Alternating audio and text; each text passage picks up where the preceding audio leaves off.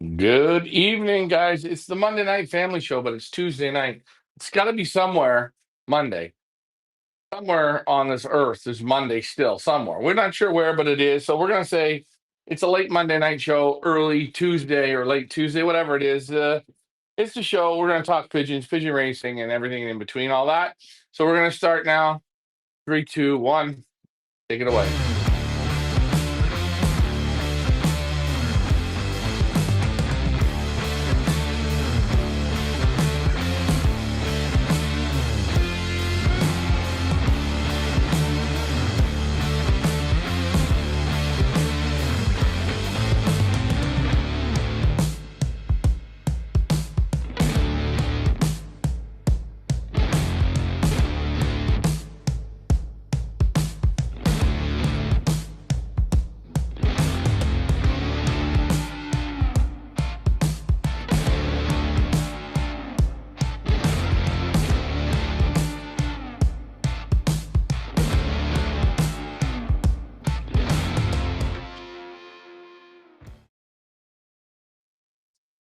Happy Tuesday, guys. We are on. Sorry about yesterday. We had some difficulties, so we couldn't make it. But hey, we're on today, and that's all that matters. Don't worry about it. We just skipped the day, and there's nothing wrong with that. Please like, share, and subscribe. And if you participate, we stay on longer. If your participation isn't there, we just close up shop and move forward to the next Monday or Tuesday, whenever that'll be. So hopefully we are on YouTube and hopefully we are on Facebook. Make your comments in. Remember, guys, tomorrow, race number 12, Key Brand. Get your pick birds in. It is still open now. The pot is growing as we speak. Get your pick birds in. Leah, are we on YouTube? Leah, are we on Facebook? And Leah, are you with us? I am here. Happy Tuesday, everyone. Feels like a Monday, but it is a Tuesday. Don't forget to post your questions or comments in the chat. So if you're watching over on YouTube, I have put the race number 12, tomorrow's race to Kivran, the Pickbirds, the link. If anybody still wants to get their picks in, they're more than welcome to do so. Let's see who's in the house. Teal Family Homestead says, hey, hey, hello to you. Nice to see you on. Michael Peebler in the house says hello, and he says good evening. Hello, and good evening to you, Peeve. Jeff Henderson says morning from down under. Just out from underground. Nice to see you on, Jeff. Now for Jeff, it's going to be Wednesday. So I don't know. Is there anywhere in the world that it's still Monday? I'm Yeah, it thinking has to no. be. It I'm has to thinking, be. I don't think Yeah, so. I yeah. don't think so. We're on Monday right now. We are on Monday. We went through another Monday. Didn't it feel like another Monday? So we could say we're on Monday. Everyone's on Monday. Finley is in the house and said, good evening. It's a late one for me. Nice to see you on, friend. Welcome to the Monday night, but it is Tuesday night, Virtual Pigeon Club, where we talk anything and everything to do with pigeons. There's no membership required. You don't have to fill out a resume. We don't vote you in. We're just all here together, talking pigeons and having a little bit of fun on a Tuesday evening. So do not be shy. Put your questions or comments in the chat. Ryan, back to you. Yeah. So they shipped the birds tonight. It was a good night. Marcel shipped his. He's doing good with his team of young birds. I mean, he's really doing good. We were Leah, something we were talking about some type of an overall ranking. Maybe I misunderstood it, but he's right there up at the top. And he was in good spirits tonight, which was great. And it's going to be, I think, just over around 400 birds tomorrow in the race, 350, 400. And we get, the great thing is tomorrow, Gert Holland's in the race, so we get to try and redeem ourselves here. We're going to climb the ladder, and let's see how we do. Wednesday always seems to be our just a little bit better on Wednesdays, so I can't wait for tomorrow. And hey, guys, Marcel didn't want to bet anymore till he talked to me. He had three reds in the race, and we got three reds in the race. And I said to him tomorrow, the first one to clock a red going to win some beer. And he smiled and giggled and laughed and said, okay, I can make that bet. Because he said, Ryan, not only do I got Leah, I got Leah's brother, and I got Leah's sister. And all three of them are Reds. And I said, it's okay. We got three Lambrechts that are Reds. Get out of the way. Here we go. We're first Red wins it. So Here we go. 5-8 says, felt like a Monday today. Sure did. Plus, yesterday was a stat holiday in Canada. Not that it Felt like a stat holiday, but it was a stat holiday. Otherwise known maybe in your part of the world you call bank holidays, but anyway, it was a holiday yesterday. So yes, it feels like a Monday in many, many, many ways. Lucky Lou says, "Good evening, everyone. It's a Monday evening for me." Yeah, Lou, you're in Canada. You got the holiday yesterday. 5-8 says, "My young bird team is improving. I'm about to start the 3-day road training." Good job. Good job, 5-8. Yeah, get them Three a out there, day. get them training. Three a Three day a day. training. Hold on. Let me Good. rephrase that one. I'm about to start the 3-a-day road training. Not 3-day road training. 3-a-day. Yeah, easy on that feed, and away you go. Feed at the end of the day. Light feed, easy. On that note, we've got almost about 20 of you on YouTube. I'm not sure how many on Facebook, but for those of you who have not been on the last couple days or not sure what's going on with Marcel, before we give the bad news about Marcel, as Ryan said, I want to give the good news about Marcel. This was provided here by our friends at the Lear Market. I guess these are like mid-season results or tentative results. I'm not 100% sure, but Marcel this year is 20th position over all of Belgium, which is a very, very big deal. I think it's for, I'm not 100% sure what it's for, okay, but it's not in English, so God help me. It's the KBDB, I think, championships, 1 and 2, fastest Young Birds 2026. I think after 6 races or something like that. Anyway, he's 20th overall in Belgium. So I just want to give a big round of applause for that because that is an impressive accomplishment for Marcel. Round of applause. On that note, for those of you who did not know,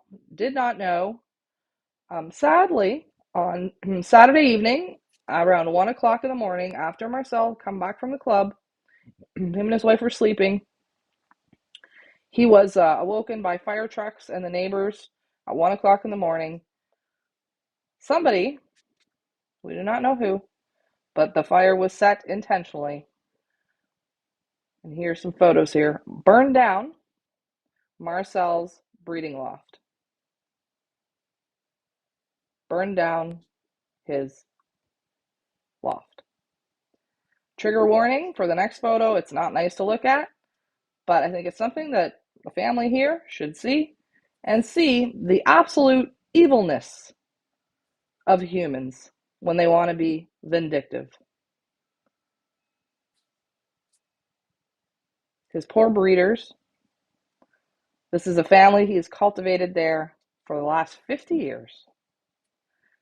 50 years at that same breeding loft, and look at what's left of it.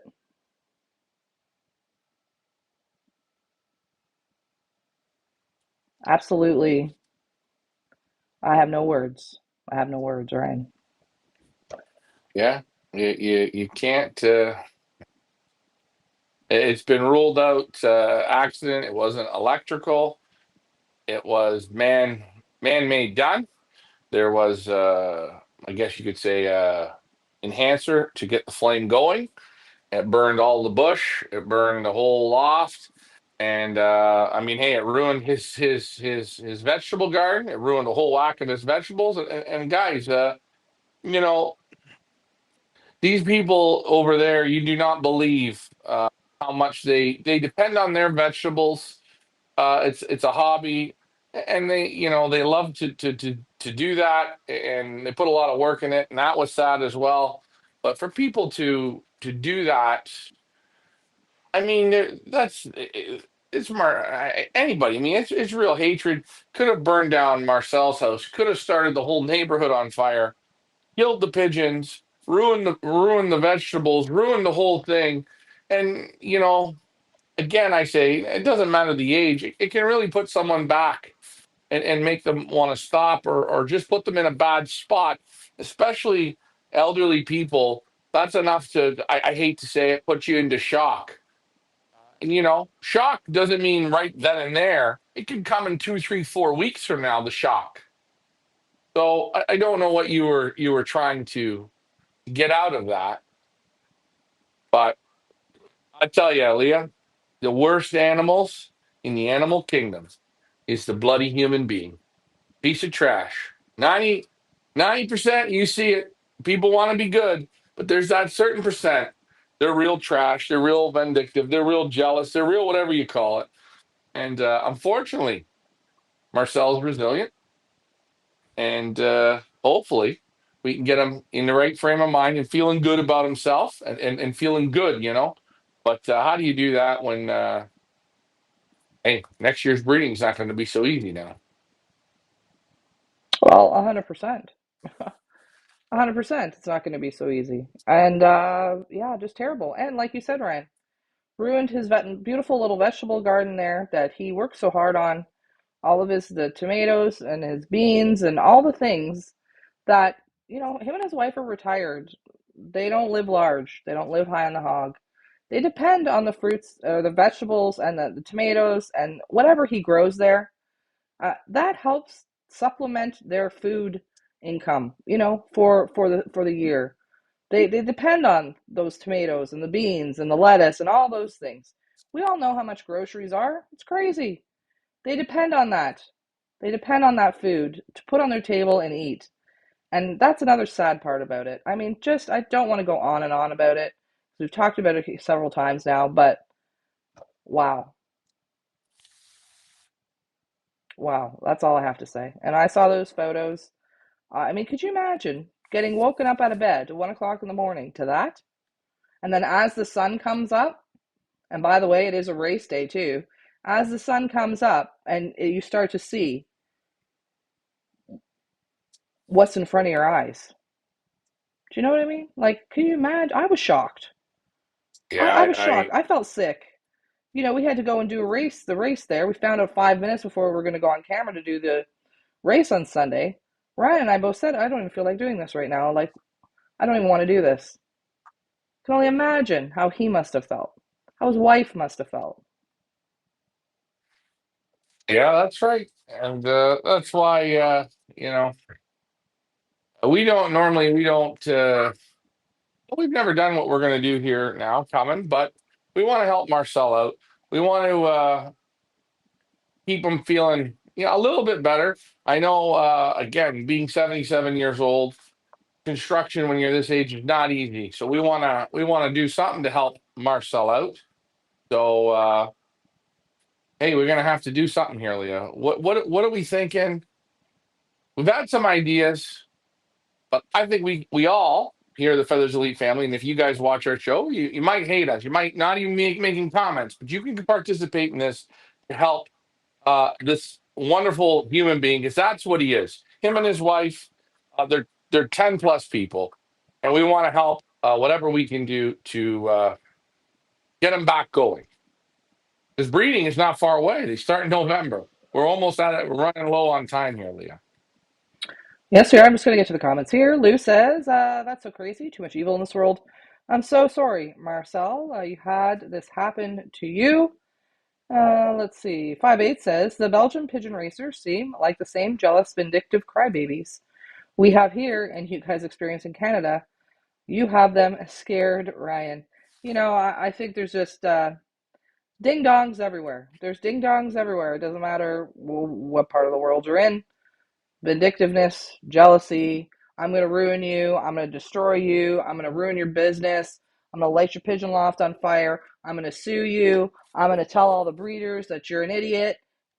It's just, you get them everywhere. You get them everywhere. And we see the result of that mentality there directed towards Marcel. We don't know who did it. Could have been like I said, disgruntled neighbor. Could have been teenagers playing with matches. Could have been a disgruntled pigeon flyer. Could have been anything. But what we do know is bushes don't just spontaneously combust. And there was an accelerant, and it was set on purpose. So that we do know. Well, let me get back to the comments here. Finley says, oh, he's talking to 5-8s. Okay. But he says, pigeon politics the same the world over, sadly, as I was saying. Very famous case in my area in England in the 70s. A fancier from the same club broken the loft of a champ and killed all the breeding pairs. Do you see? He was caught. He was caught, thankfully. But yeah, there are people out there that just feel like if they can't have it, nobody can. And they will stop you in whatever way that they possibly can. Thomas Smith says, the more I'm watching and listening to what's gone on myself and Patty from Liverpool are devastated for him and his family. Patty messages Marcel regularly. Okay, so on that note, we are going to. I've spoken with Marcel's daughter because I wanted to ask and make sure that it was okay that we ran a fundraiser for Marcel.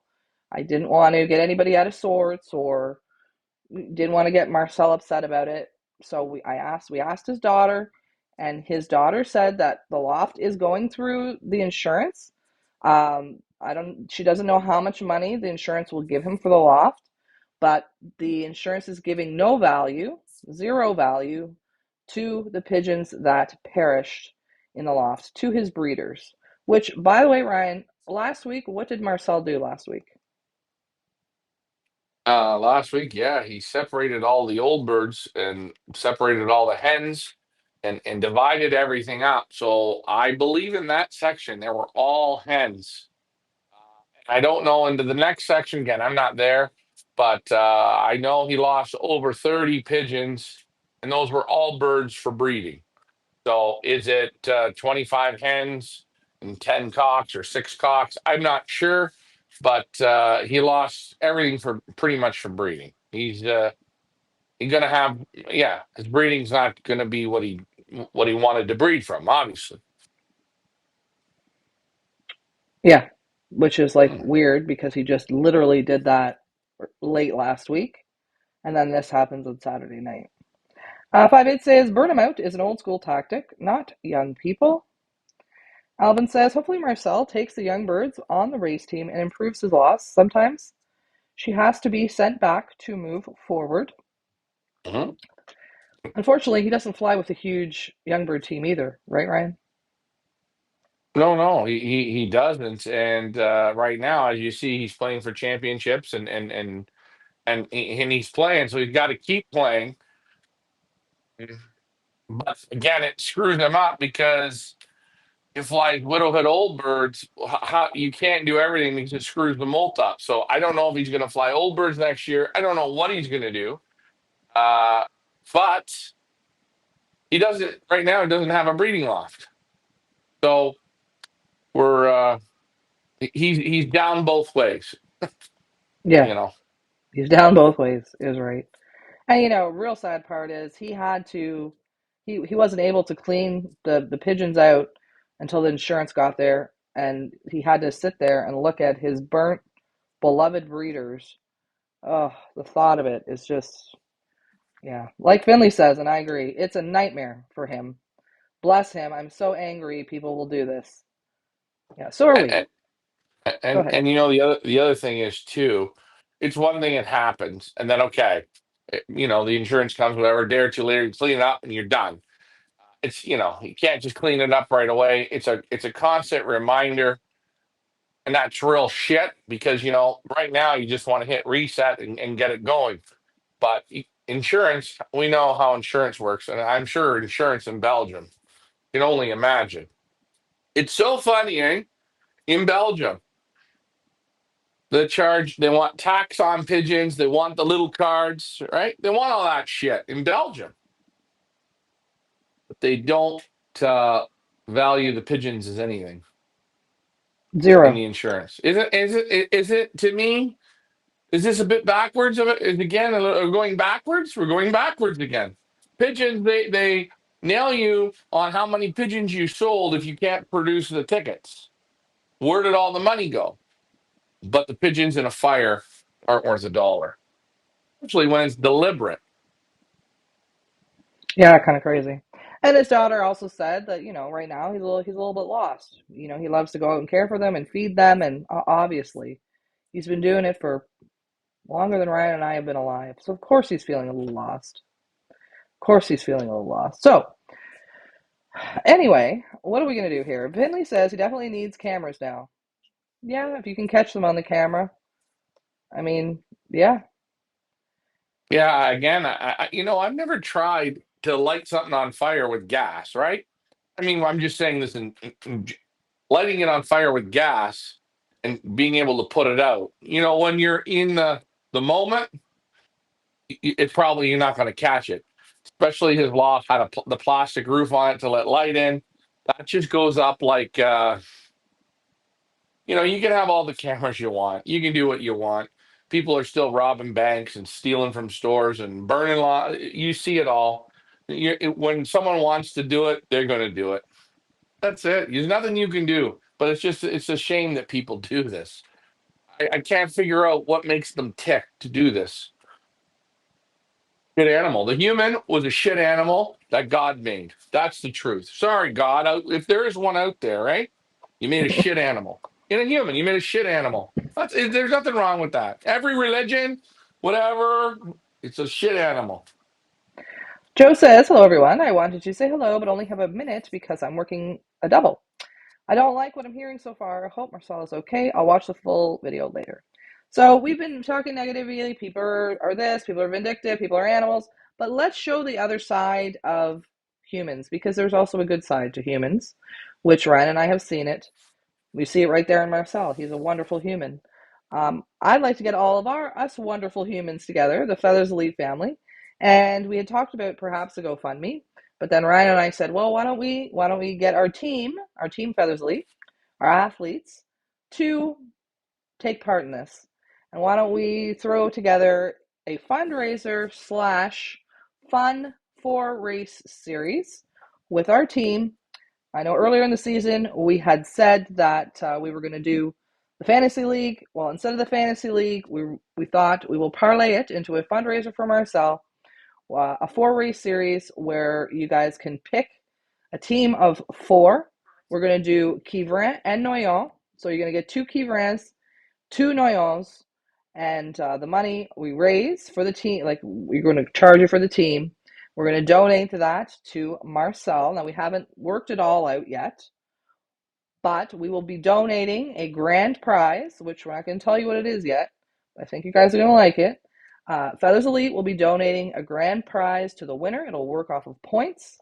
4 race series, it'll work off of points. The team with the highest number of points will win the grand prize, which will be announced once I set up the flyer. Um, but a way for you guys to participate, you guys to get something out of it, and Marcel still gets his donation or whatnot. When you go to GoFundMe, you just donate and then that's it. But we thought this way we could parlay it into what Marcel loves the most, and that is pigeon racing, and do a fun little 4 race series for you guys where you guys can pick your own teams and participate. What are your thoughts on that? I'll leave that, let it marinate with you guys for a moment. I'm going to get to the comments. Ryan, I have to cough, so you talk. Yeah, and we're going to make sure that the people that participate, there is going to be a winner from you guys that participate. We have for Oh, and somebody's calling Ryan, so his screen is gone black. And he's back. And he's back. And he's gone. And sorry. he's back. Ricky's calling me. I guess he's forgetting what's going on. Leah, can you talk for a moment so I can look out the door because it ain't going to stop? Sure. Thank you. Sure. I will get to the comments. Don't mind the empty chair there. I'll be back momentarily. Okay, Maddie says, hey Ryan from Australia. Nice to see you on. Finley says a psychologist needed for whoever is sick. Sick as F is my opinion. Yes, agree. Whoever you have had the most pushback from after starting in Belgium has to be a suspect, I'd think, right? Finley, you know what? We're not pointing any fingers. We don't know if it was a pigeon person. We don't know. It could have been his neighbor, doesn't like the whistle in the morning. Could be anyone. And we're certainly not going to point any fingers. However, I don't know. It does make us scratch our head a little bit and wonder, like, is it because of his association with us? I do not know. I do not know, Finley. I do not know. Jeff says, has any neighbors got cameras on their houses that shows anyone moving along the street around the time it happened? Good question, Jeff. I'm not sure. I am not sure. That's Jeff's got a good question there. I'm back. I'm back. I got another phone here to ask him what he wants because he's calling, but there's nobody there. So we're going to continue to go. Yeah, I don't know. Let's see how good the police department people are. I don't know. They got cameras all over that country. They got cameras. If you walk 3 kilometers faster than you're allowed to walk, you get a ticket. So let's see what they do. Let's see. But you know what? That's what it'll be. You watch. It's always this. When it comes right down to real shit, that's the world. It's just that with police and government and everything.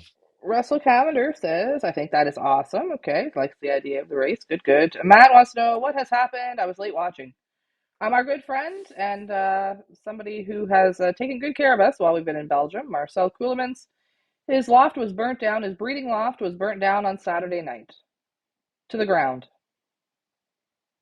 That's what happened. So we're coming up with fundraiser ideas to donate to Marcel to help him either with the loft build or with getting some breeding pairs for this breeding season. Or I don't care how he uses it. He can buy it to buy tomato plants that were ruined, or plants that were ruined, or whatever he wants. It's totally fine. But just a way to help him out, to help him get back up on his feet. And he knows that there are good people out there. And I think the Feathersleaf family are some of the best people out there. So I just want to show him that there Yeah, are good people out there, and yeah, and we and care about him, and you know you know what I mean.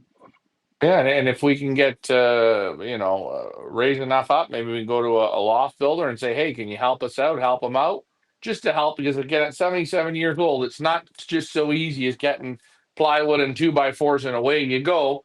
And it's never easy to ask people for help. People are busy, but we want to help him so he doesn't. So he has some options. Like again, does he can use it for birds, use it for a loft, use it for potato plants, use it to go on vacation. Don't matter. Hey, this is what we're going to do. Joe says I'll help Marcel any way I can from the U.S. Billy says, or the quiet, disgruntled club member who has made it clear they're not happy. Marcel helped you, maybe. Yeah, again, we don't know. We don't know. I'd rather not know, to be honest with you, because what good is it that you know? I mean, I'd rather not know. Yeah, you got to Alvin's, think about the guy go that ahead. got caught killing the guy's pigeons that never brought the pigeons back. And you know what? You can't kill the guy. Guy deserved to go in the bin. He deserved. Can't do that though, right? Probably got away scot free. What happened to him? Nothing. Slap on the wrist. Alvin says, can we just donate to Marcel through you guys?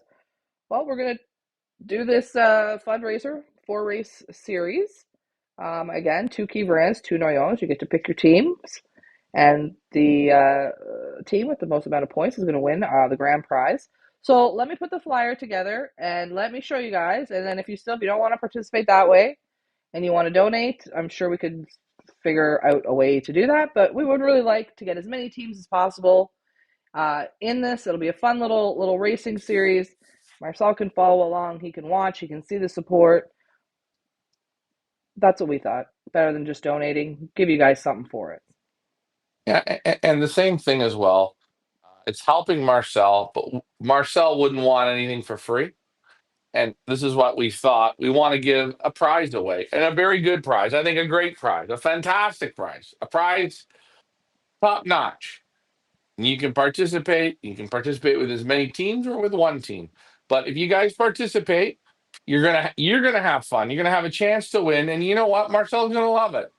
Marcel said, "Who's gonna do this?" Because he doesn't know how many people follow him and like him, and think he's what he is. Guys, let's see your very best on this one, and it's gonna blow his socks off. And that motivation there is, I think, super powerful.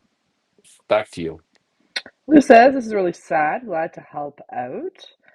Thomas said, myself and Patty will help any way we can be it donating or anything that's going to help him out. Well, thank you guys. Maddie says, is there a GoFundMe link? I had my loft cleaned out. Police did nothing. We're going to set up this fundraiser race. I think we're going to call it like Chase the Ace or something like that. I don't know yet. But I'm gonna work on the flyer the next couple days. We'll have it ready to go and show you guys for sure by when did we say Saturday or Sunday, right? Yeah, we're gonna Saturday have or it. Sunday. I'll lay it Yeah, out for you guys. we're gonna give you guys all the rules and how you pick your team and how it's gonna work. And you're gonna have to participate. That's the best way. Marcel would want it that way. I know that. He loves racing pigeons. There he's out there today. He's racing down in the dumps, still racing. So, it's one thing to just give money. Guys, he would want you to race. And you know what? He wants you to win. So I think it's the best way. And we'll have it ready. Let's have her, hopefully we can have her ready by the weekend and fire this up and let the good times roll, Leah. Yeah. Lou says, I'm sure he's really mad because I'm sure he was planning to breed Leah's parents again, but can't now. Too bad. What did Dad say? They were like, weren't her parents like sitting on the perch? What did Dad say? Something real sad. I don't know. It was. They had smoke and ventilation. I don't know how they are. I didn't ask him. I was kind of, but he said to me, you know how cute he was. He asked me before I left, "Hey Ryan, do you have a youngster? I need a baby, a little baby, to go in the nest." And I said, "I got one that's just bad." He said, "Oh, it's perfect." And I gave him it, and he used it, to motivate his young birds while they're racing home to babies. And he put the young bird into the loft with the hens. And he called me to apologize. I'm sorry, the bird you gave me, it's still on the perch, melted. All the Ugh. feathers are off, stuck on the perch. Like he apologized to me, to me. Oh, you don't you don't have to do that, my friend. So it happened. Like I'm, you know what I mean. But that's the type of guy he is. He felt bad for me. He apologized. I'm sorry. I can't replace that bird for you. What are you Oh talking my about? God. It's okay. It's Oh, okay. oh But boy. that's the kind of guy he is. So I haven't talked to him about Leah's parents yet. I don't know. We're not ready.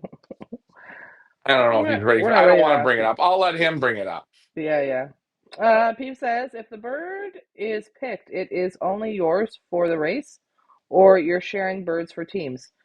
Yes, so we're going to share the birds for the team. As you know, we've got 52, 53, I don't know, in and around there. Athletes on our team, you will be able to pick the same bird twice. Meaning, if you want, I don't know which one, Ryan. The 481, it'll be available that you can pick To it everyone.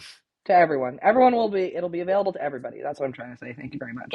And what we're doing, because I know people are going to go, they're going to cherry pick. Oh, I know how people are going to cherry pick, and I would too. We're going to make maybe 4 or 5 groups, and you have to pick a bird from each group. So you're going to pick birds that haven't been up front. You're going to have to pick some of them too. You can't pick all the best pigeons. I'm going to put all the best pigeons in group one. You're only going to get to pick one of them. So we're going to see how this works. We're putting it together again because you guys know some of the birds already, except there's one thing you don't know. You don't know how they're going to act at Noyon. So all these birds in Kivran that are doing good, they might switch. So we're going to make sure that you guys have to pick amongst the group of pigeons and make it a little more fun. Have some fun picking. Can't pick all the superstars. And fair. We want to make it fun and fair Yeah, for everyone. And we want to see who's the biggest pigeon boss, who's the best picker amongst y'all, and see who picks who picks. Ryan still wants to give away that 8-year-old ratty pigeon boss hoodie as a prize, and I'm like, yeah, I don't think so. So we're gonna make it fun and fair for everybody. And as Ryan said, nobody knows how they're gonna do Noyon because we've not flown Noyon, and we will not fly Noyon until this race series begins. So you guys won't know. It'll be a total. We will see. You won't know, yeah. which is a great part because you could get totally different birds that excel in Noyon as opposed to Kivrin, right? Yeah, that's right. And don't worry, there's nobody that's going to have 481 and 482 on the same team. It ain't going to happen because we're going to make sure it's divided up, fun and fair. And hey, you know what? We're going to take this horrible situation. It's still horrible even after we do this, but we're going to try and make it a little bit better and motivate them and help somebody kind of get on their feet after feeling down. So that's what we're going to do. And guys, it's up to you guys. Like it is up to us to help him out. He's a guy. He's a guy 100% that deserves it. He's earned it. 100%. Finley says the sad thing is the guy who did this will call himself a pigeon man. No pigeon man could do that. And these creatures looking like us walk amongst us. Amen, Finley. Amen. Thomas Smith says, when are the picks going to be? As we said, we will have all the information ready to go this weekend. We're going to give you guys a full week to pick your team before we get the ball going here. So not to worry about that. We're planning end of August, right? To have the Yeah. first race in We this racing series. yeah, we want to get it put together. We'll get it together by the end of this week. Give you guys a week to pick, and then we're going to everything's picked and paid for, we're going to do it. And yeah, just we're going to put it together. And guys, please, please, please support it because it means a lot to us, and it's going to mean so much to Marcel. He's not going to believe it. He said, "No, no, I don't want to bother people. Nobody's going to do it. No, no, no. Come on, guys, it's time to show them now, eh?" Russell says, I'd love to help him out. I hope that people don't come back to burn his new pigeon loft again. Well, we hope not. But can you live in fear of that? Do you want to be the kind of person who lives in fear, like, oh, maybe I shouldn't rebuild because maybe they'll light it on fire again? I can't think that way, and I hope he doesn't think that way either. Thomas Swift says, the 41 has been my bird from day one. Be gutted if I can't get it. Don't worry, guys. You're all going to get your opportunity to pick your faves. Don't worry. We're going to do it fair and even, and you will get your chance to pick your favorite pigeon to put on your team. Don't worry about that. Okay. What else do we want to talk about Yeah, here tonight? I wanted to, guys, we can still keep talking about this if you want. Just put it in the comments. It's fine. I just thought we'd move on here a little bit. I had another question somewhere up here in the comments that somebody asked. Here we go. Chris Bonney asks, out of curiosity, are you following a strict treatment program for your racing this season in Belgium? we haven't been really that strict. I've done uh, just a little, very little bit of canker and respiratory. We've done a lot of natural. It's been a lot of natural, and the results are fine. Haven't seen a dip. Haven't The prizes are still good. Again, when you're not used to playing a 63-mile race or a 100-kilometer race, I'll say here in Canada and in America, you get normally actually you don't even get three or four of those a year. Majority of the races are 100 miles, 150 miles first races. It's a total different feeding setup program. And I think a lot of it has to do with the feeding and the dialing them right in. Again, I'll say something. We expected on Sunday's race to have 20 to 30 kilometer, 15 to 25 kilometer headwinds. It came a little bit later in the morning, and I said to Ricky, let's keep the birds as they're always flying a super strong tailwind. You've got them trained harder than anyone. They've got condition on top of their eyelids, and they always got to play dialed back. If you play them a little bit too much fuel, you see what happens. They're just they run crazy, they run wild, and I haven't seen any problems in the medication. There's been no wet eyes, no swollen eyes, nothing like that. Health looks great. They're performing great. The returns are great. It's just learning how to feed them, dial them back, and again, always remembering to yourself this week's headwinds. Yeah, we're not playing the national. Ignore it. Play them like it's a tailwind. They got enough condition to bring them home. It's not going to matter. They're either on the wing 55 minutes or an hour and 20 minutes. The winning birds. It's going to be the end of it. So, but no, nothing crazy for medication. No need. Back to you, Leah. Finley says, absolutely, we will support this. Thank you, guys. Finley says, good will always overcome evil. Amen. UK Birdman says, sorry to hear what's happened to Marcel. Been listening. I think it's disgusting. If I can help in any way, I will do. No wonder the sport is in decline because of the lowest of the low people that do that. I agree. I agree. But we're going to try and pull some kind of a positive out of this negative. And we're going to show Marcel that we back him, that we support him, that the entire world supports him because we have audience from everywhere. Canada, US, the UK, Australia, South Africa. We want to show him that the world is behind him and Yeah, supports and him. and, and another thing, if you are guys that are going to message him or whatever, don't. I wouldn't ask, hey, can I buy some birds off you or whatever, because he's the kind of guy, he wants to help people. So give him a year, give him 2 years here. Let's get him back up and going and feeling good. He's going to be back again. He'll be strong. I know that, but just we got to help him here now and get him back, get him focused, get him feeling good. And again, all of our good is going to help him. And the birds he has left, he's gonna use them. And again, good will come from it because the bad people they don't win here in the end. That's right. UK Birdman says, I have had a bad week. Trained my pigeons hard, done everything I can, sent half my team to the first race. Really bad race, lost a lot. But like Marcel, don't be disheartened. Come back stronger. Don't worry about what you lost. You can't worry about that. If you've trained them, if you've given 100%, you've done everything that you can.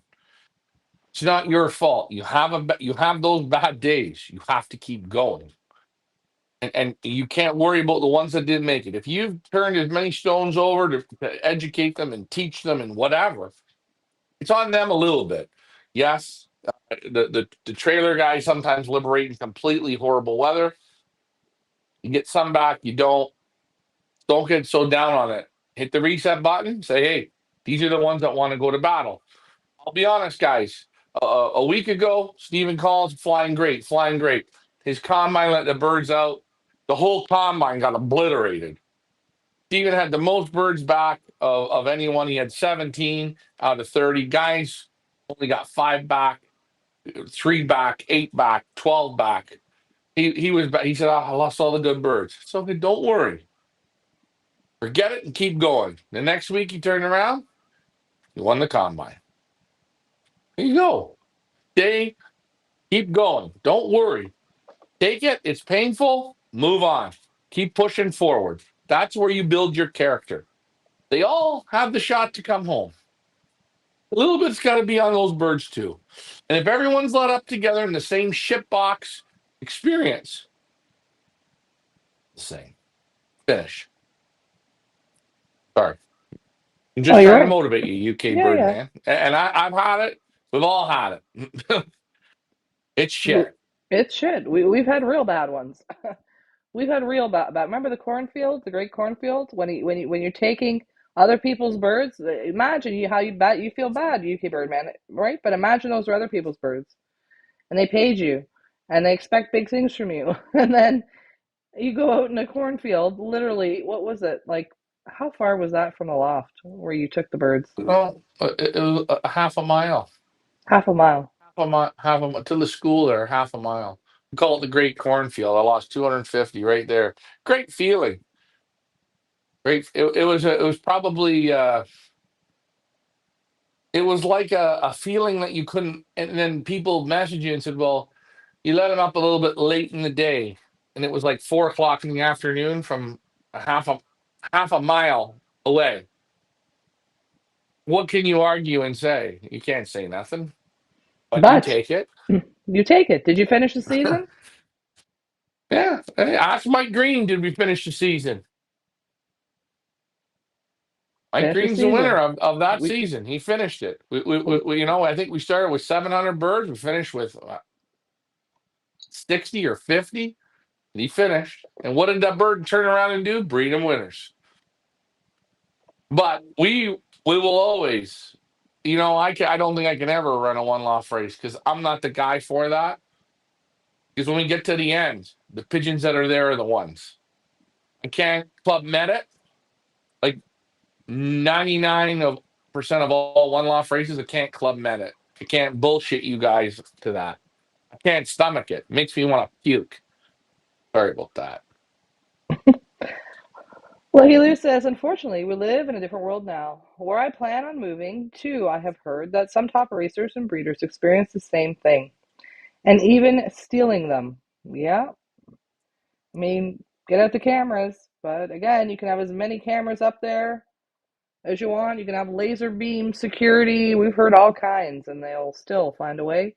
If they want to do it, and if they're evil enough to do it, they will do it. They will do it.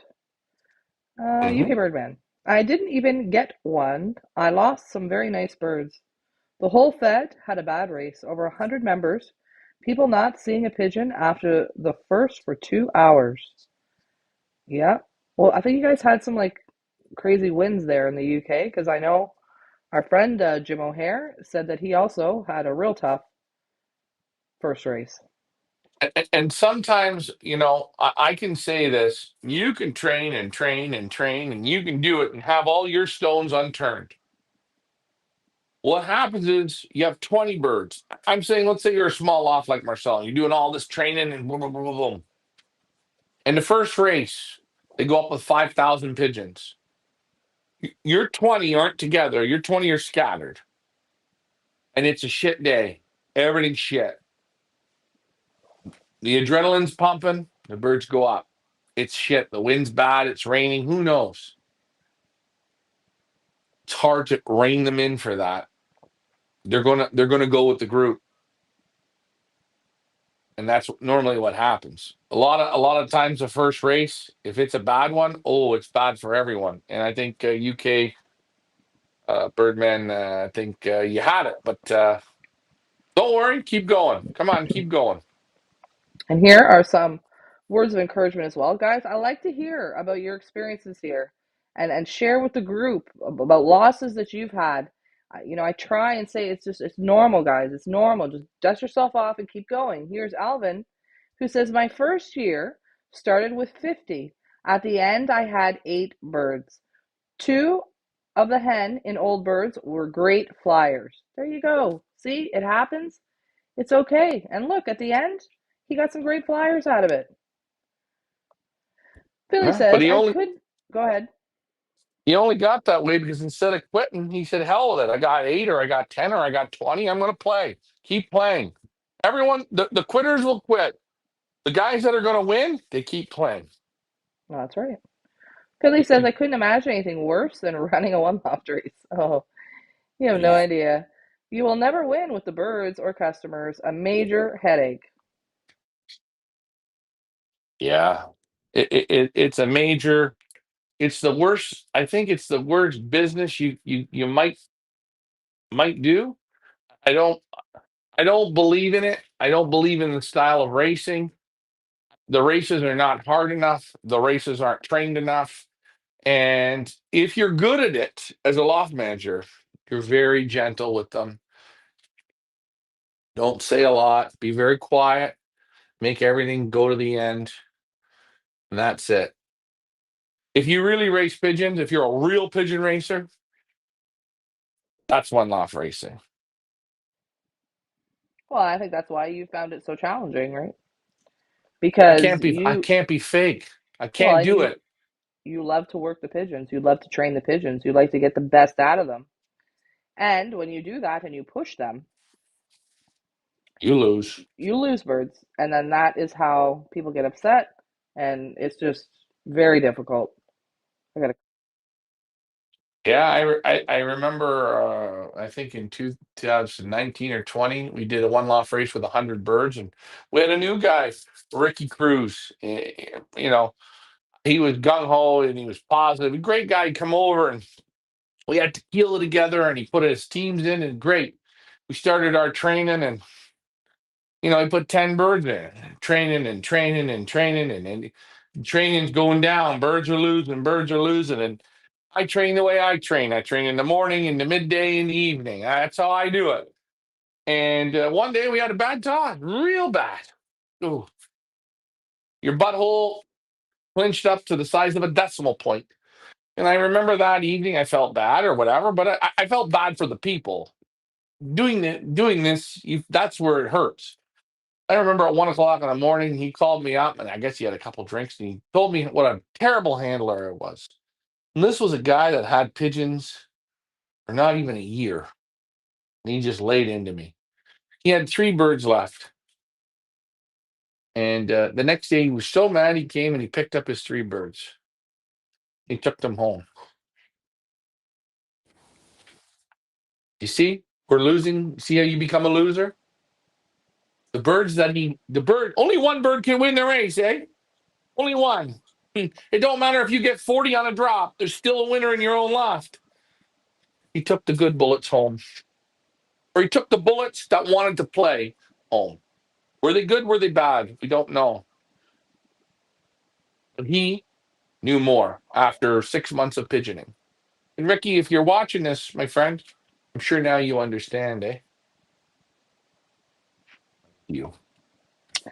Like Lou says, I'm a competitive person, so when I do play the pigeons, when I'm set up where I'm going, I'm being proactive already. The first thing I did when I bought the property is a beautiful 8 foot block wall. Yeah. Oh, and he's gonna get 3 big ass dogs will roam the property. Yeah. They'll still get in if they want to, Lou, unfortunately, but as much as you can do to protect yourself, yes, do that. UK Birdman says the whole of the UK at the moment, I'm seeing all over the pigeon groups, even season flyers, people who have won multiple nationals are having a bad season.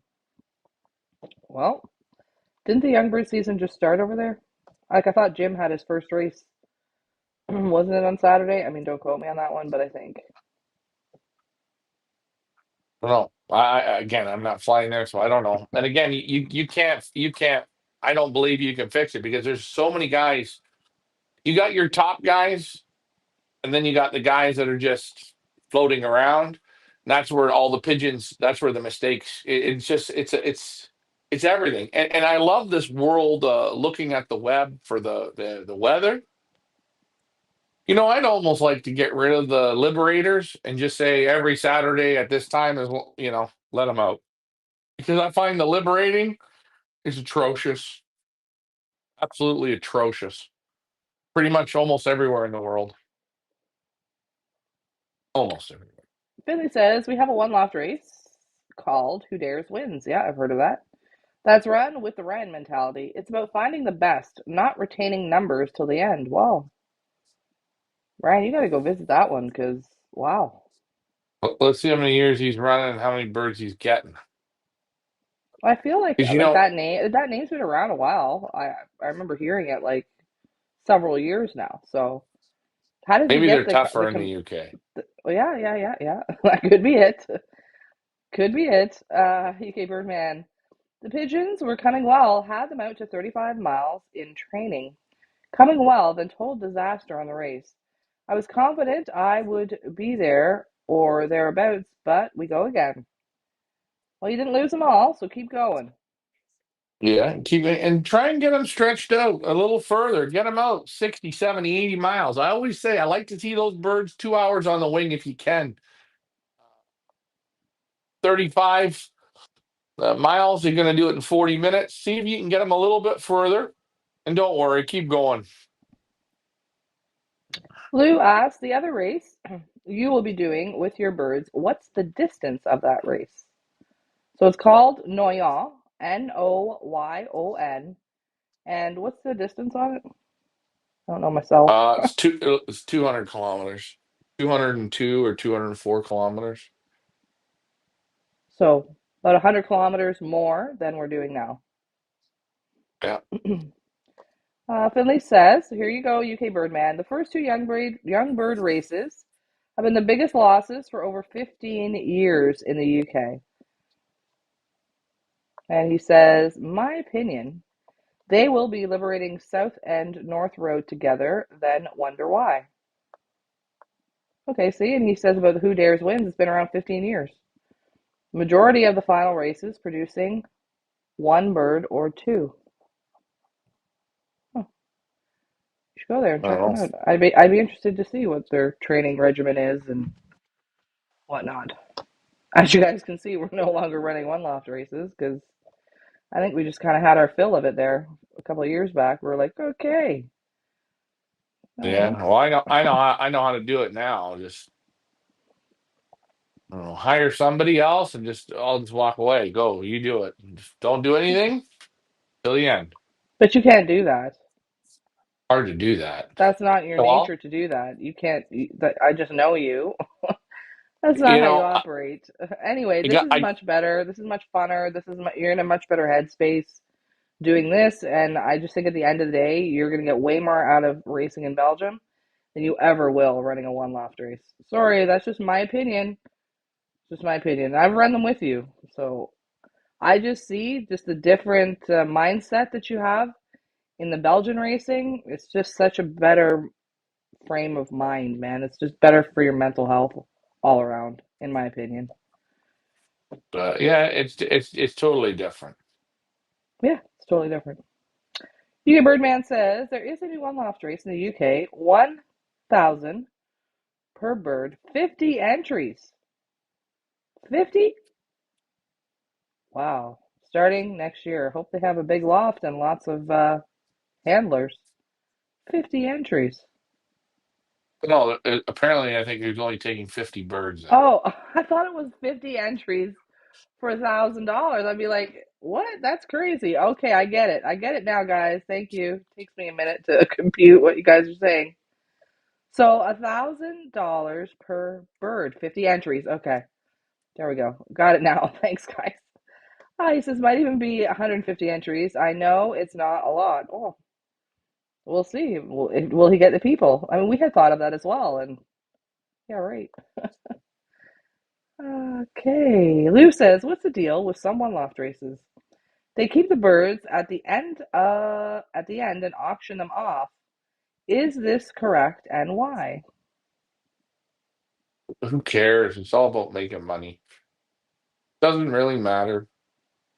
It doesn't. I mean, hey, how it works. They auction off the birds, you buy them back, they make a cut. And it allows you guys to buy birds from different handlers. So is it good in some senses? Sure. Is it bad?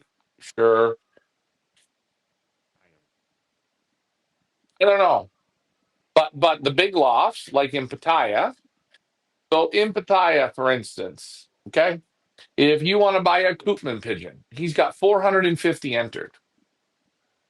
He doesn't have to win the race. He doesn't even have, all he cares about at the end, how many birds he gets home. Because all you people, not all of you, all of you, I want a Koopman. I can get one up high. I came 6,825th. I can get that one. He makes more money on the auction than he does winning the race. The truth. So those big international races for the big lofts, that's why they're sending so many birds. They never lose. They're always winning. Finley says it's just not an enjoyable job, Ryan, in my opinion. No, it's an enjoyable job when things are going well and people are feeling good, like at the beginning. Then as you start to get into it and people start losing birds, so the sourness comes out, and not everybody, but a lot of them, the sourness comes out, and it's not so fun anymore, in my Yeah, opinion. it's terrible. Again, it's the people. And everyone sends you their birds from their proven breeders or their favorite color or whatever story it is. You know how many times I had people come to me and bring me birds and they wanted to give me the pedigrees and they told me how it's going to win. And everyone who did it, their bird's gone. Oh, and the Gone. biggest kiss of death that used to just make us cringe because we always used to say, send your team in, you got to name your birds, right? You got to name your birds. And the biggest kiss of death is, oh, I named them after my grandkids. And Ryan and I would both do like, oh, the face Bye palm, the bye. face in the hand, like, oh God, please don't tell me you name the birds after your grandkids. Please, because And, that is the biggest kiss of death ever. and the most bizarre thing, it shows me an intelligence. When I won races, I would always go back. I could never figure this out. We had people that would win some pretty darn good prize money, and they wouldn't come back the next year because they didn't like the language I used on the show. They didn't like if I had a drink on the show. They didn't. I gave them all the opportunity to watch. Normally, in one law race, you don't see shit, but we brought you in. We showed you start to finish, the highs, the lows, the ups, the downs, the train wrecks, the greatness. We showed you the whole thing. And it was so amazing. I always laughed. I'd say, "Oh, he won our race this year. He won't be back next year." It always happened. I never had a return person come back. Stupid. Unbelievable. My favorite reason for why they didn't want to come back the following year, because the drinkers you used in the loft, meanwhile, these people won some good money, right? Like, I don't know, 5,000, 10,000. I can't remember. The reason they didn't want to come back the following season was because the drinkers you used in the loft were too small. Oh, Wow. yeah. And the only reason they seen it was because we showed the drinkers that we use, and the reason why we use small drinkers for freshness of water, especially if we're putting something in the water. Yeah, wow. One day we should just go back and revisit some of our pioneer, a trainer or something, and just watch it and laugh. No, God, no. we got some wild moments there, boy. Finley says you get 60% of the auction value, but like a guy I know who did well in Algarve, spent half his winnings buying his bird back. Yep, yep. Again, it's another way for the one loft organizers to make more money. Hmm. It's I about imagine money, guys. Not the about breeder. pigeon racing. It's about I money. don't know. I don't know what the cut is. I don't know how they. I guess it depends on the race. I have no idea. I don't really pay attention. You make a one-off race where everyone's allowed to send one or two birds and all the big names and make some big prize. You see, no big names will come. None. You can't make no money in it, except they're going to blow money. Blow, and they don't want to put one bird in. Nope.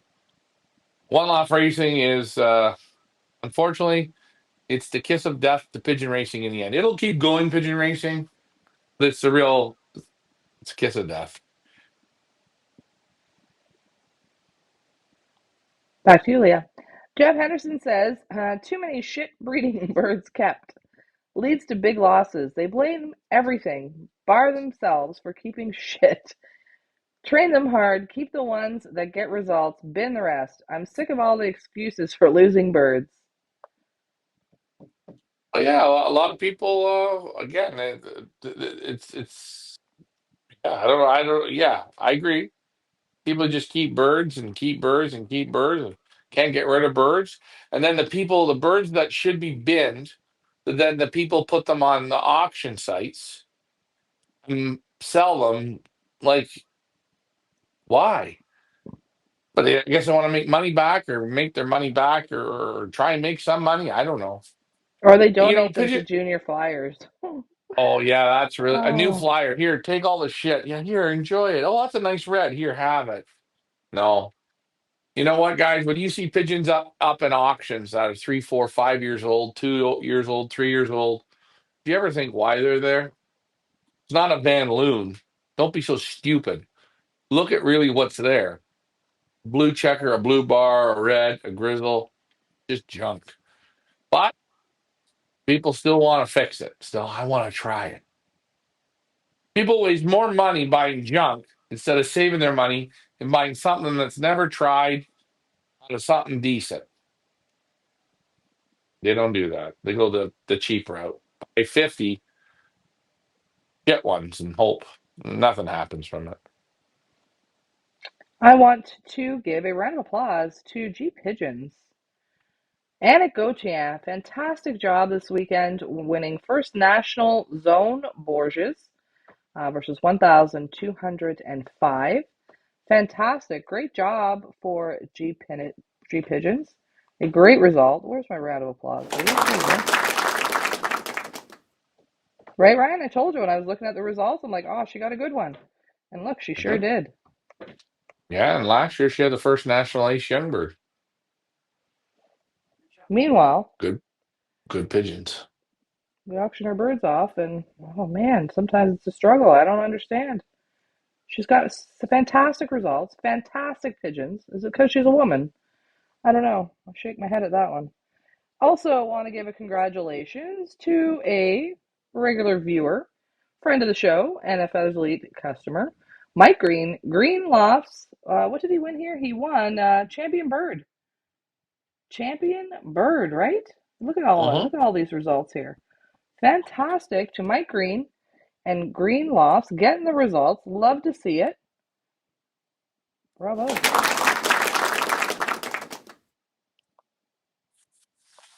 Yeah, good results. Hey guys, keep sending them in and send them to us, and we'll post them. And when we get back to our Leah, our what do we call it? My mind's going blank. Our Hall of Fame. You know, our Hall of Fame. Get those in there, guys. Yeah, get the results in there. Hmm. Let me see. Are there any more comments? If not, I'm going to talk here briefly about our upcoming Pigeon Boss tour. I've got it up on our website. If anybody has any questions or wants to learn more about it, I'm just going to talk about it here quickly. Finley says, the amount of people who tell me pedigree before handing me the bird, I just know will fall apart in the hand. Zero balance or personality. Very rarely surprised. Well, and Yeah, that's true. sorry, Ryan, but that is why Ryan has spent the last 5 years spending every fall and winter in Belgium. He does the handling and makes sure that the bird handles as well as the pedigree or vice versa. Quality control, correct? Yeah, and sometimes uh, people are just pull some birds up there. We try and go through everything to make sure the birds have good qualities, pedigrees are good. I'll go and handle the parents. Hey, sometimes you handle parents and you're like, wow, these birds, they're phenomenal. The children feel the same way. Or the parents don't feel like they're phenomenal. They're breeding super pigeons. The children feel the same way. I'm understanding. But overall, we're looking for top result pigeons, children from top result pigeons. And I look for a lot of similarities and I take the time to select. We can't guarantee it, but I'll say we've had so many good results from people trying the pigeons that we sell. Everyone can't be a super, but we've had some phenomenal results. Big one loft winners. I don't think much of one loft racing, but hey, we've done quite a bit. And yeah, I always say try pigeons from us. I think you'll be pleasantly surprised. I think so as well. All right, guys, getting back to our Pigeon Boss tour, we have one here set in stone for sure. For October 30th to November 11th, it's on our website. It's just below our pick birds. So if you're on our website and you're interested in finding out more information, you'll see it right below our pick birds.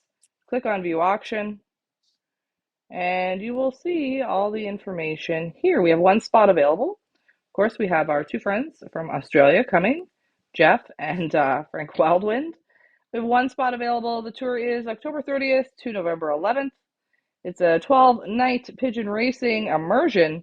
You get to spend 11 nights in Berlaar with Ryan, and then you get to spend one night in Amsterdam, also with Ryan, but you will be going to Amsterdam as well, and it includes your hotel stay in Amsterdam.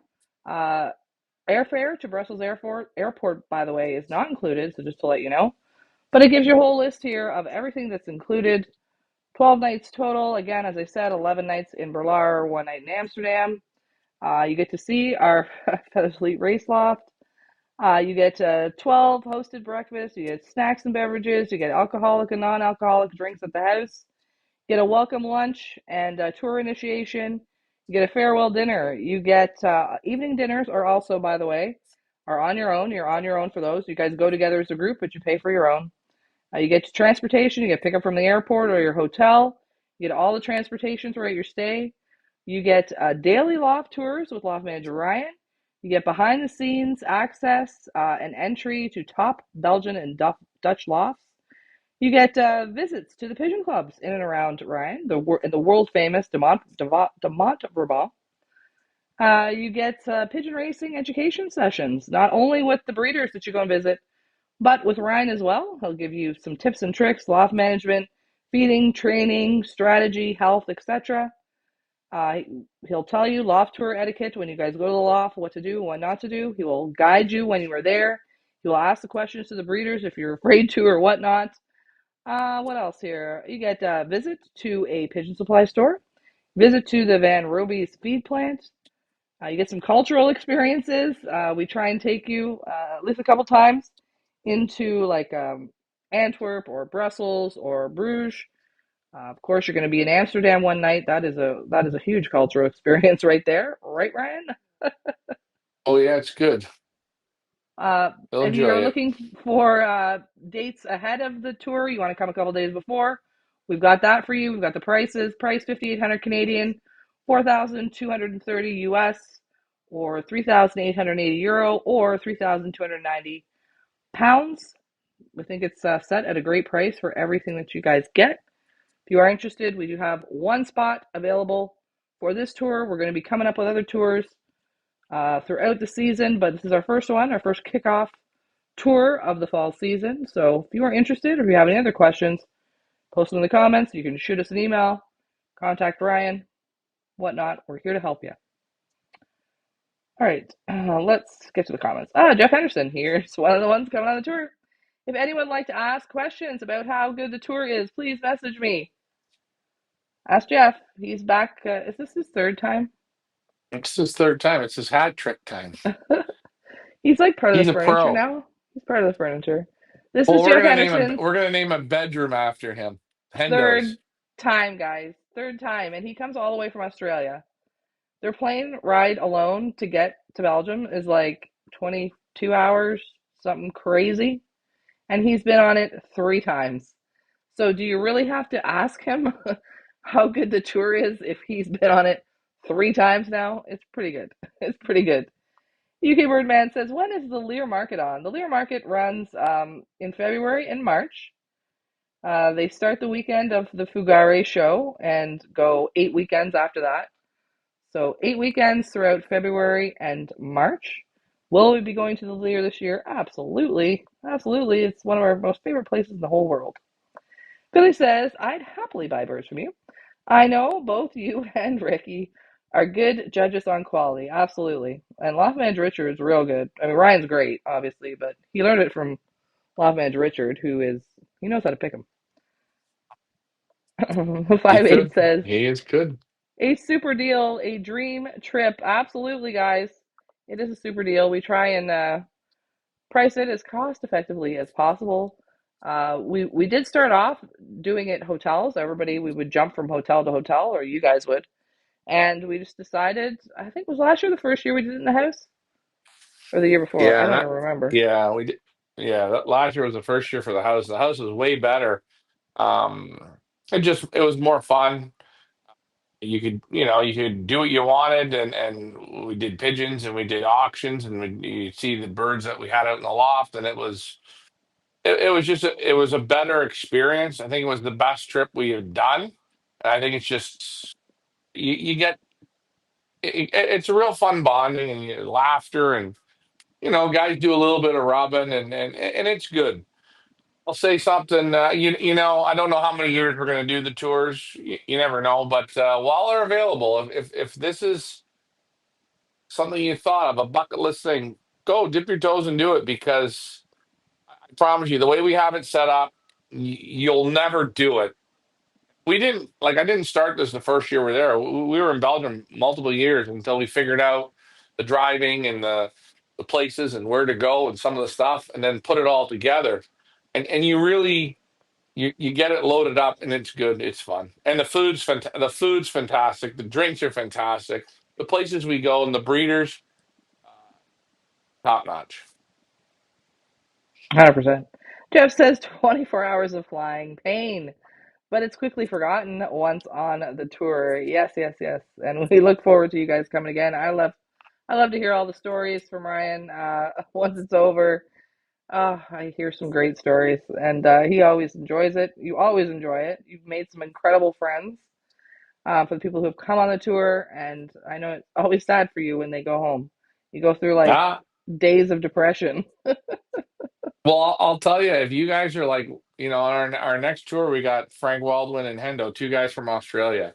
You go, well, I don't know them. I might not like them. Trust me, you're gonna like them. If you somewhat like me, you're gonna love them. They're easygoing, they're fun, and you're gonna learn a lot. You will. I guarantee you, you'll learn a lot, and you'll have a great.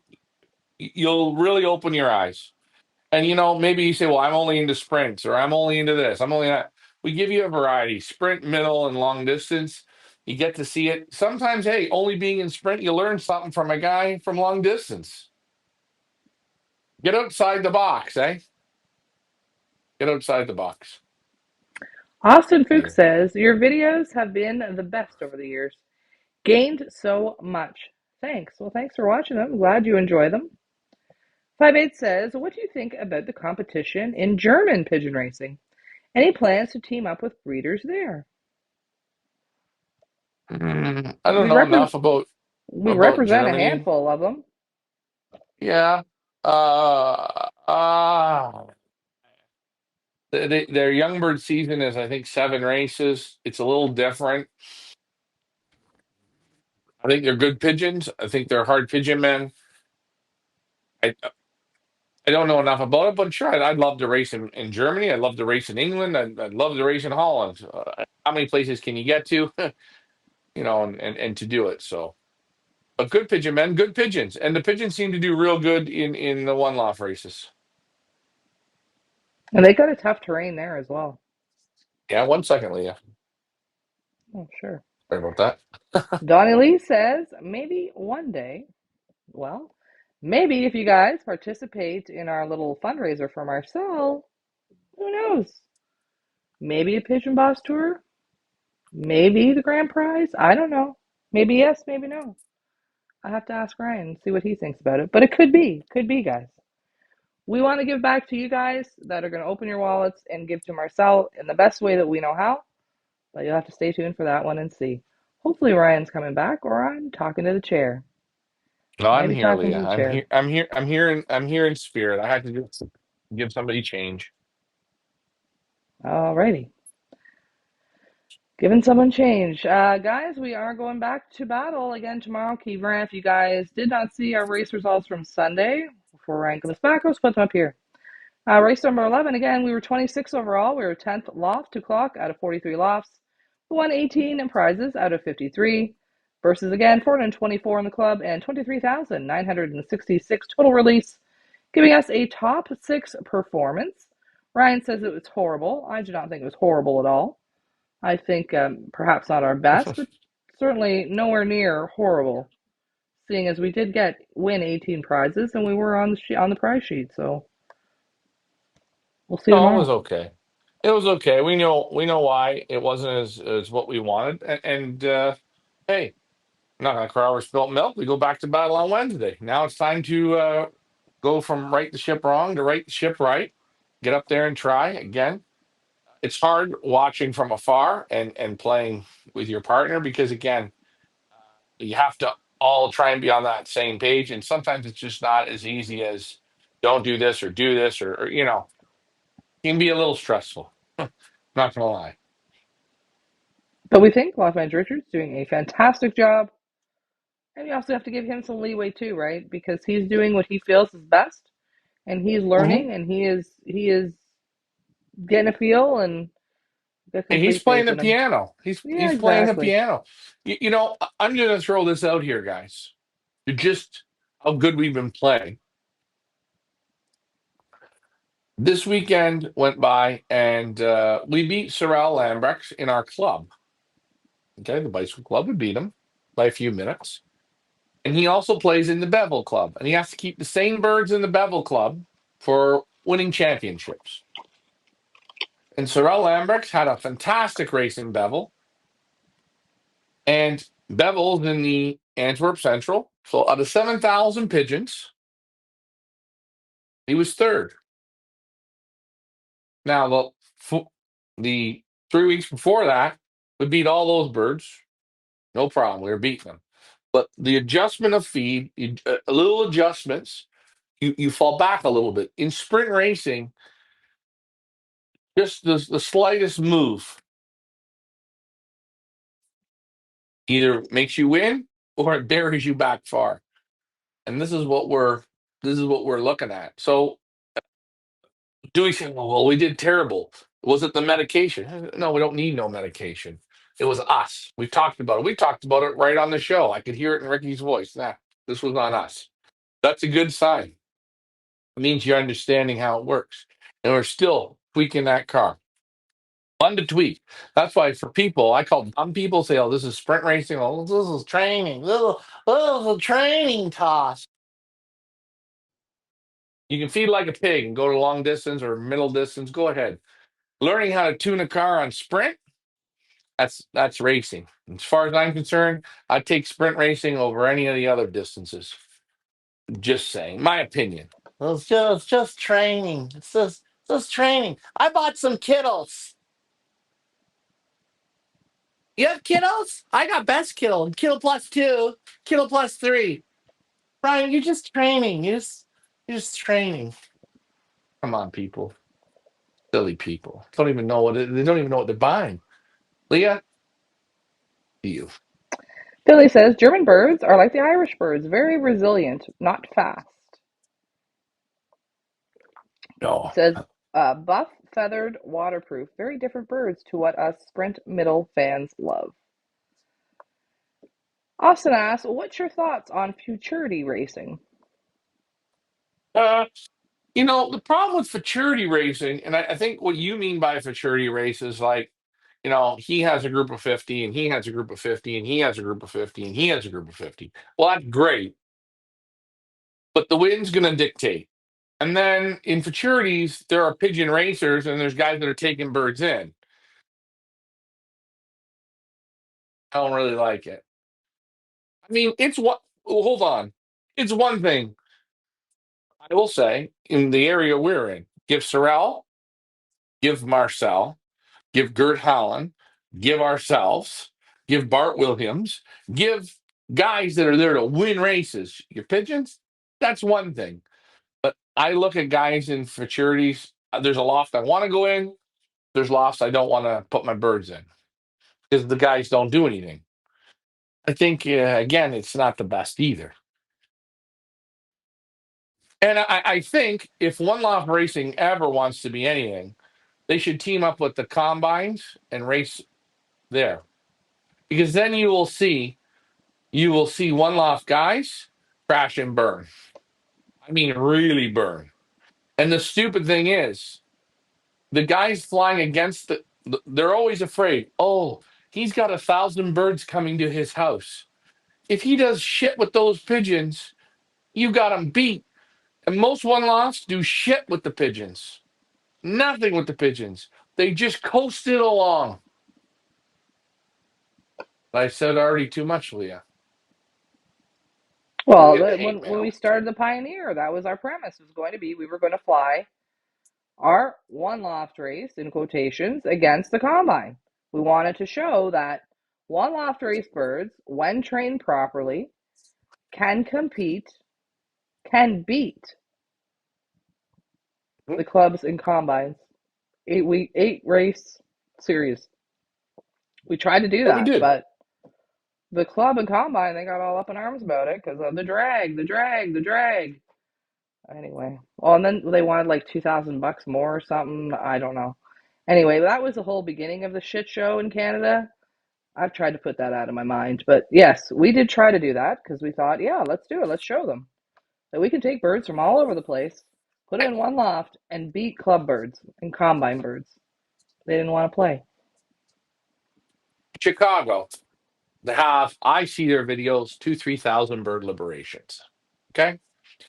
Chicago, I think there's a lot of Polish flying there. You guys love to race pigeons. I can hear it in their voices. I can hear it.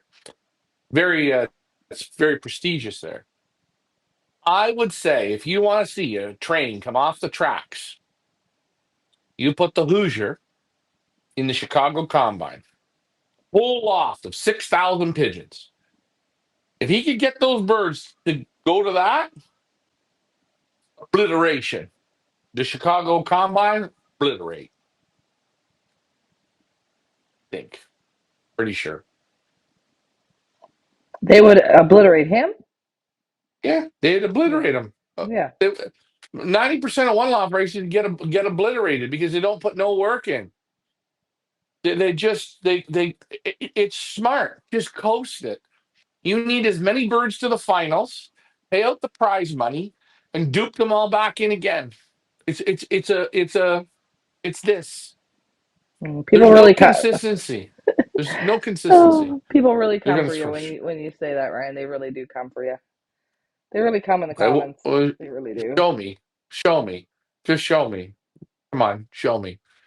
There's no showing me. You'll never show me because it doesn't come true. They'll never do it. They're balls. None of them have the balls to do it because guess what's going to happen?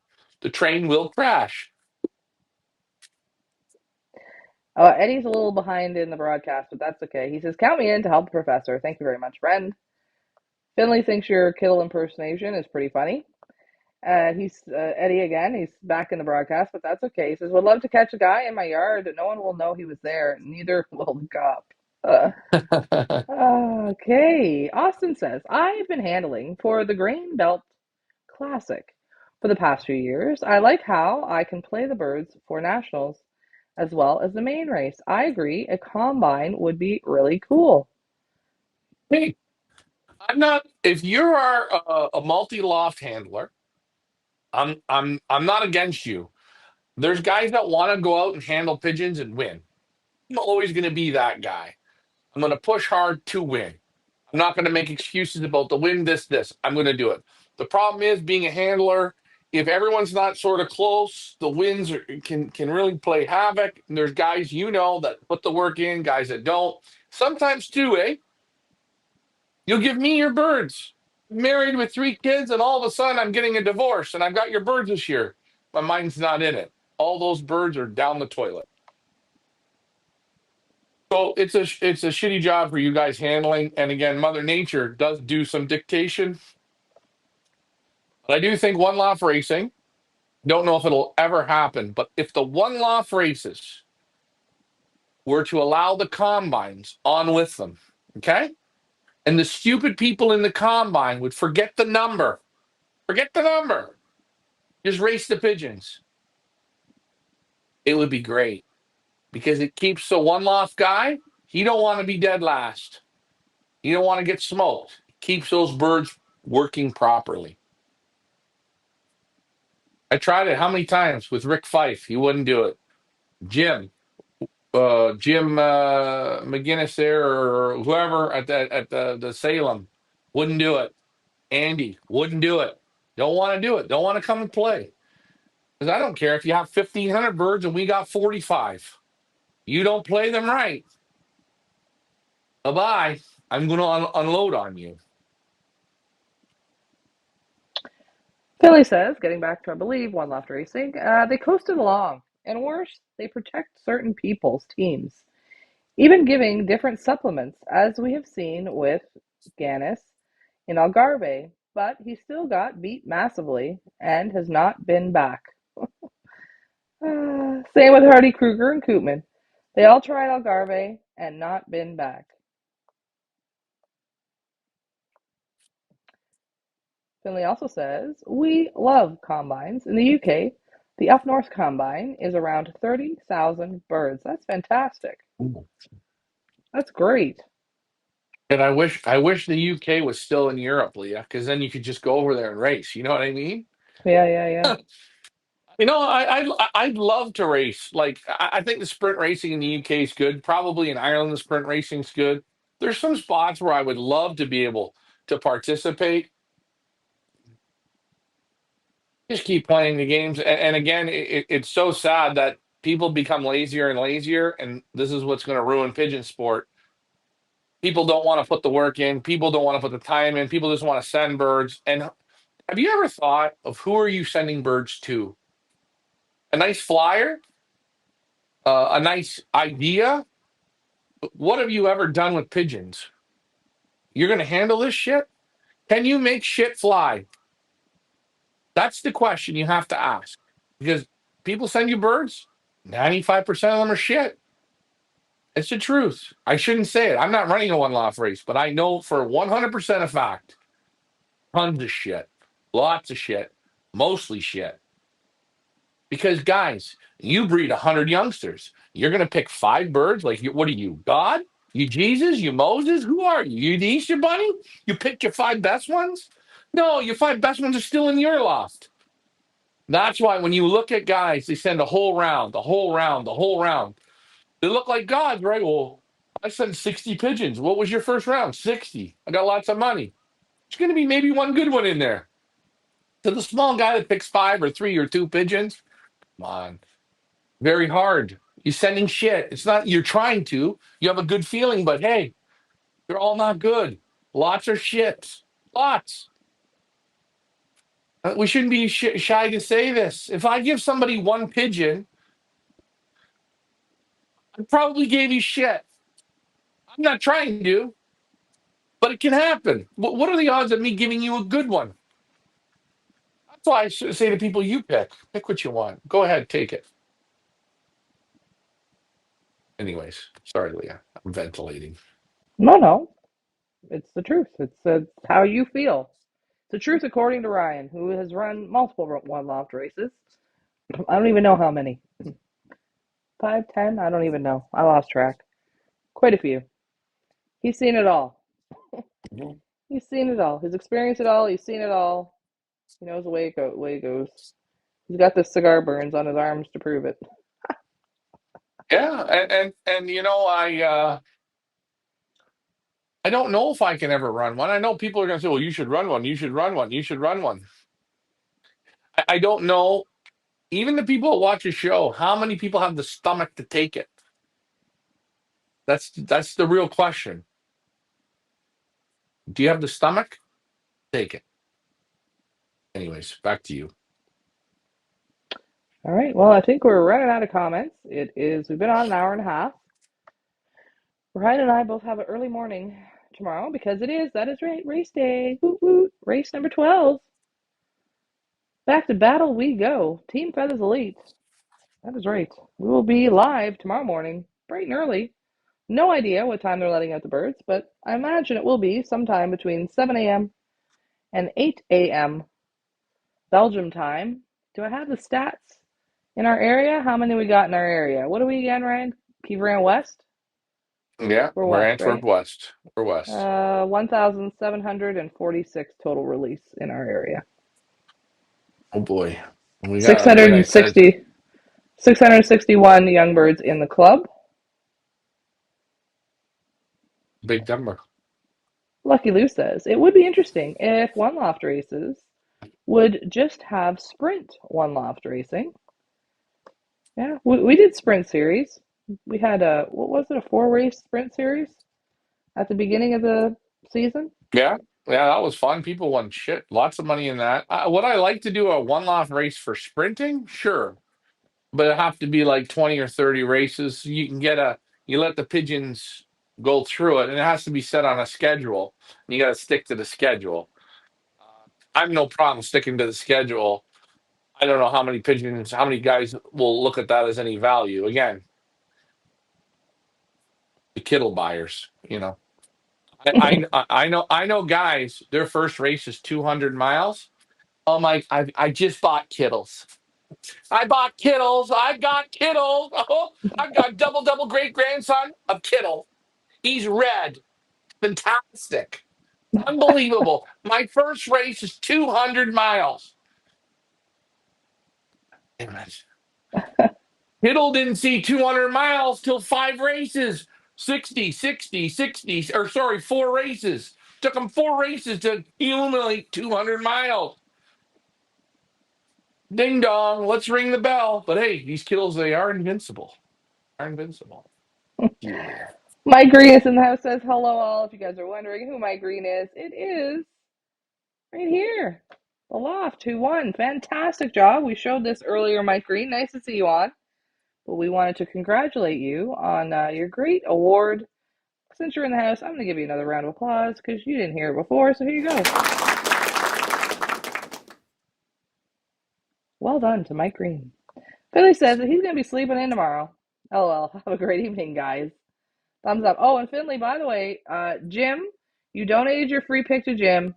Jim made his pick and said if his pick is first o'clock in the loft tomorrow, that any money that he wins, he's going to donate it to the Marcel fundraiser. So I just wanted to let you know that, which I thought was super nice Ready? of him. Donnie Lee says the majority of one loft race managers will not be able to compete with the club racing because they are doing it for the money. They're not looking for the best birds. It's all about the money. Yes, Donnie Lee. Yes. Round of applause, Donnie Lee. We would agree with that. Oh, there you go. Mike Green says the high point was, oh yeah, 100% Willie Daniels from Feathers Elite. Well done. Love to hear it. Great job, Mike. Great job. We love to hear the results. 5-8 says, agree, Lou. I brought the Sprint OLR up on the Terraman show. Oh yeah, speaking of, Ryan will be back on tomorrow night, by the way, for One Loft Race Wednesdays. It's that time of the week again with John Timmerman. So if you're interested in one loft racing and you want to talk to somebody who's actually running a one loft race right now, be on tomorrow night. What time? It's a different time, right? Isn't it going to be on a different time tomorrow or something? Didn't you guys say? Oh, 6. We did it at 8 p.m. New York time. 8 p.m. New York time. So tomorrow it's going Or to be was it? on Or at, was it? Or was it not? No, no. It was sorry. no, it was 9, 8. 9. Oh, No, it 9? was 9, 9, nine Okay. o'clock New York time. Tomorrow, one loft race Wednesdays with Ryan and John Timmerman will be 9 o'clock New York time. Yeah, and you know, guys, I'm going to say this. John's probably not listening. Sometimes I wish John was John off the camera. I do, but a very successful one off race. He does a very, very good job. Sometimes I wish John didn't worry about the business part of it. But hey, I understand it. Sometimes I know last week I had to bite my tongue a little bit through the show, and I did that. But yeah, I think your Triple Eights you wanted a sprint race series. I would say a one off race to do a real sprint series, you need 30 races, 20 to 30 races, has to be on a schedule. I think it would be great, especially for all the 99% of suck holes. The sprint racing for a one off race is fantastic.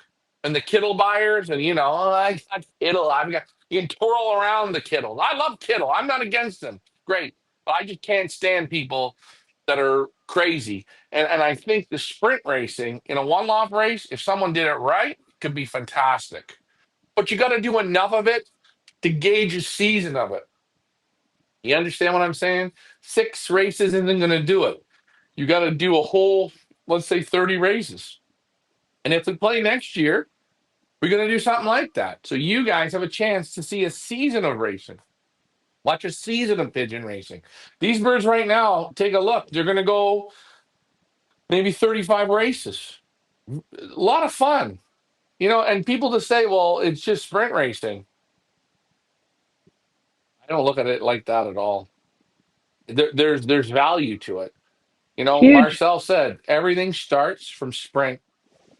huge And value. ask Lars, he'll tell you. He's scratching his To head saying, I'm the same thing. I'm thinking sprint. start with Sprint, yeah. The amount of knowledge that you guys are going to learn this season, just experience in tweaking and adjusting the feed and looking at the wind, all the things you've learned so far in the short time we've been doing this. Imagine how much you'll know by the end of the season. Now multiply that by doing it for 50 years. That's why we That's call him the right. professor, man. That's why he is sprint What, specialist. Imagine doing it for what, 50 years. yeah, and you're flying 30 to 40 to 50 races a year. And think about it. When you read his results, he's the top 20 with one and two. That's first and second nominations. Okay, thank you. Guys, he looks at the pigeons and picks them.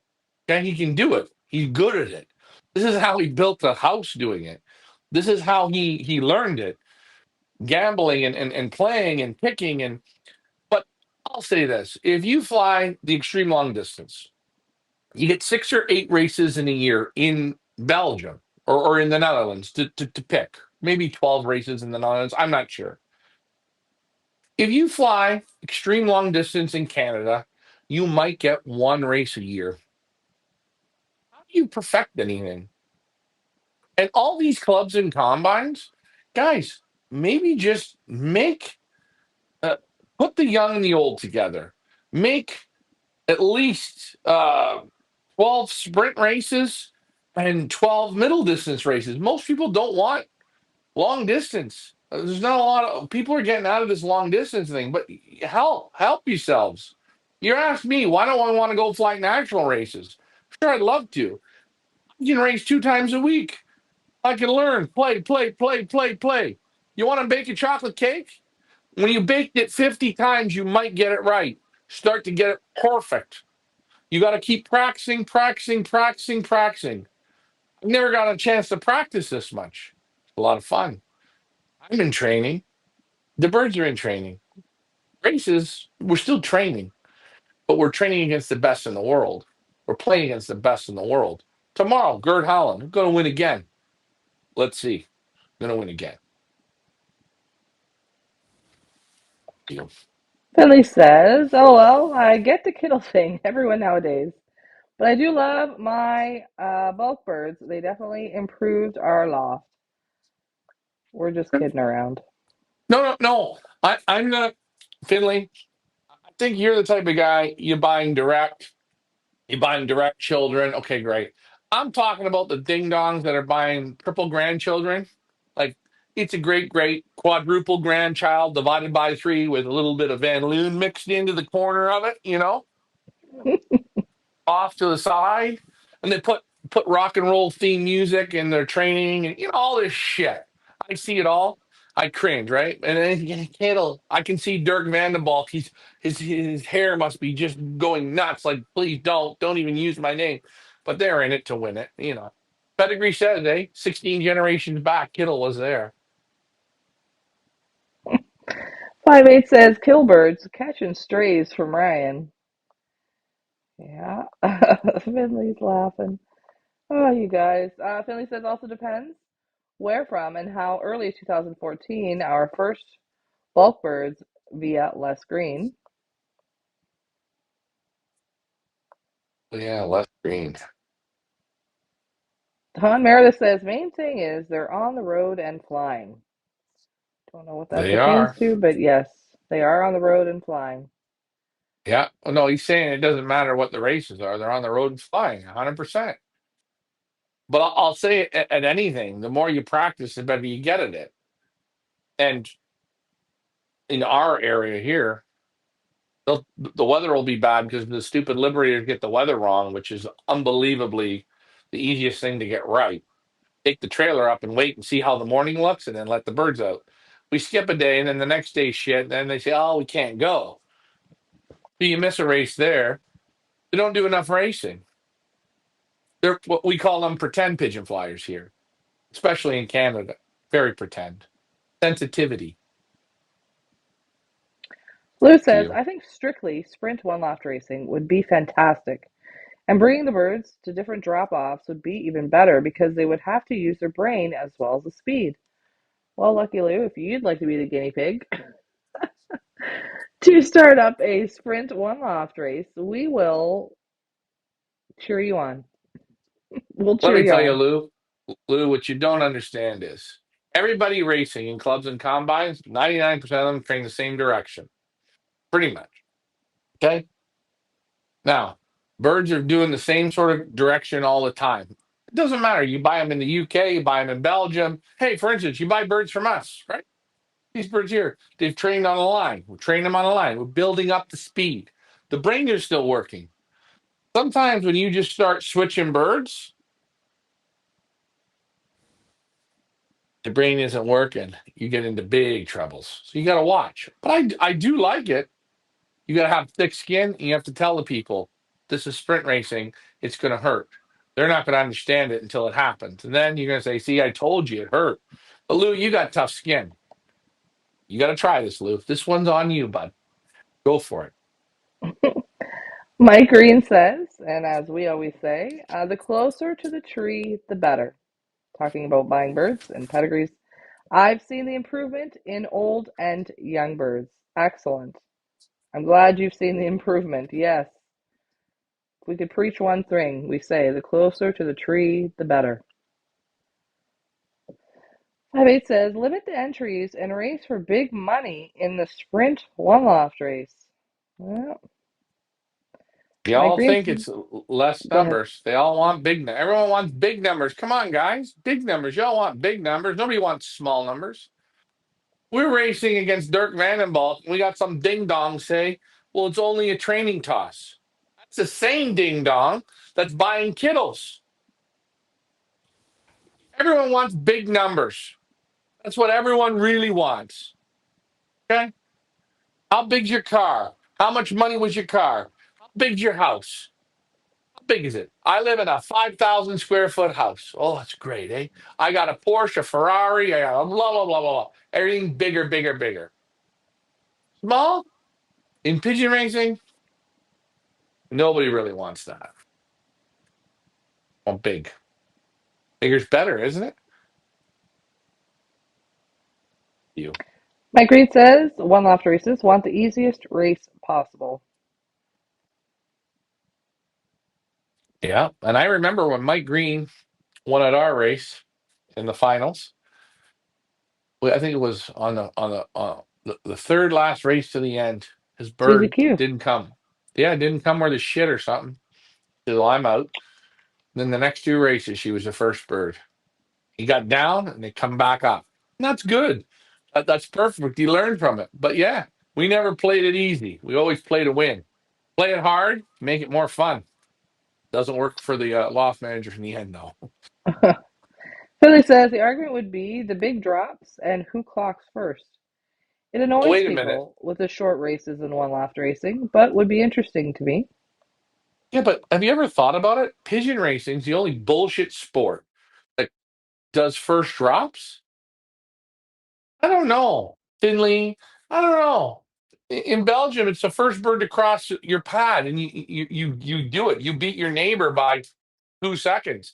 When we race against Marcel, Marcel says, Ryan, you have 6 seconds to beat me.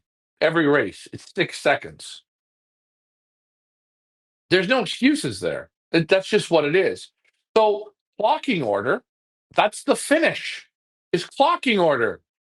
But everyone, the stupid one, oh, the smart one off races, they said we're going to make everything equal because hey, sunshines and rainbows. You go to clocking order, that's real pigeon racing. You don't want to do it in sprint racing and long distance racing and middle distance racing. It's all the same. First through the hole, cross the line by a nose, by a foot, by your asshole. Doesn't really matter. As long as you're first, you're the winner. Second is who? The loser. You. And Mike says that she has been a super breeder for him as well. Fantastic, little Susie Q. Great to hear. Don Meredith agrees it should be clocking order. I agree as well, but then you get a bunch of crybabies who cry about it. Oh yeah, it hurts. That really hurts. The races just shrivel up and die. They do because everyone whines. Well, I was equal. There was 72. There were 72 kilos on the drop. I was 70th. I could have been first. No, you were never first. You weren't even close to first. You were a dummy-o, following them all in. That's all you were. Okay. You weren't first. Was first. You were 70th. We love our participation awards. We sure do. Below.